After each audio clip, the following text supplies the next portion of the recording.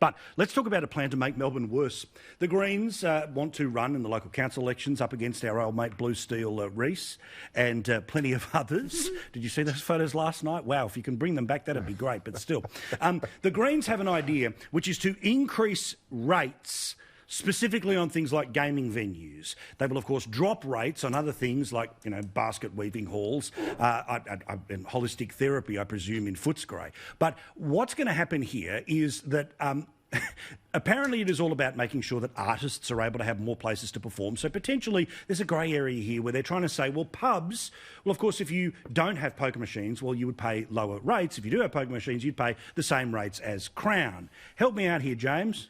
Okay, so I think this is one of those weird things where the Greens are just kind of have the scintilla of a good idea here, because the thing with Melbourne... What? Well, sorry, breaking news, an outsider praising... We're supposed to break Conroy, not you! A scintilla of an idea, which is that the thing with Melbourne is it needs its cultural stuff, it needs its restaurants, it needs its bars, it needs art and things like that, because it doesn't have all the stuff Sydney has, like a harbour and the beaches and all the beautiful stuff that exists there naturally. So the idea that you want to have that stuff survive is a good one, but the idea that it just winds up being well, let's go after the pokies to fund a bunch of basket weavers, that's, of course, where the whole thing, of course, obviously falls over. Now, obviously, I understand, Stephen, that Nicholas Reese, Blue Steel, the Labor man, who, of course, will be an independent on the council there. I mean, just look at him. Look at him, future Lord Mayor Reese there. Album? He looks, as a man walking up and down a dark alley by himself, but fair enough. Good luck to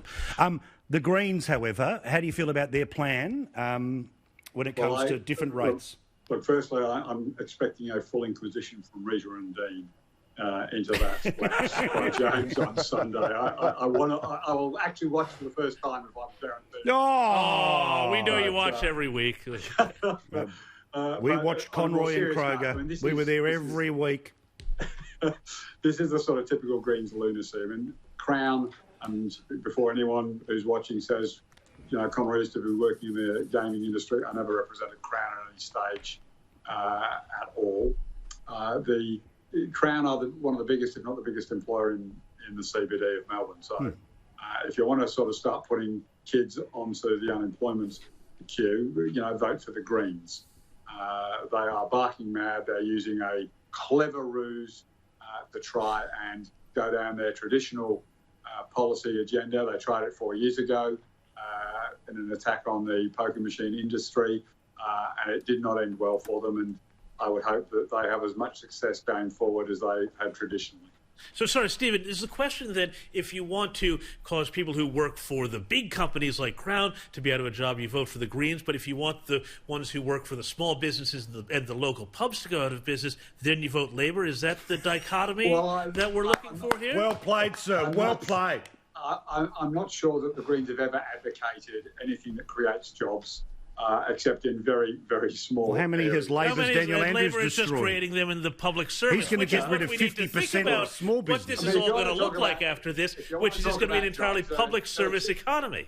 There are 280,000 jobs in international tourism that are going begging because Scott Morrison won't open the borders. And no Do you support opening the borders then?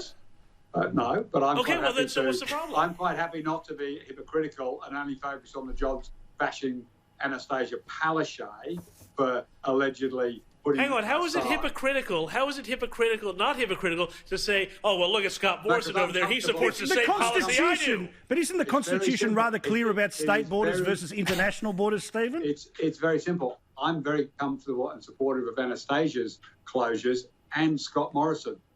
You're totally opposed to one, but ignore the other.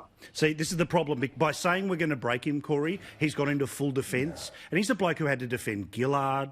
He had to defend Rudd for a little while. I mean, so I haven't even defended Corey in the past. Can I just correct Stephen as well, Paul, that the Greens did advocate for Julia Gillard, which enabled Stephen to keep his cosy little job on the front bench. Good point. Good point. That's why I think this is actually a false flag manoeuvre by Zoolander Reese to drive the crazy vote into him, because he'll look like some sort of sensible moderate. And I can see Stephen Conroy's puppet-like fingers all behind it, orchestrating it for his lefty, mate. Yeah, he's all over it. I know this.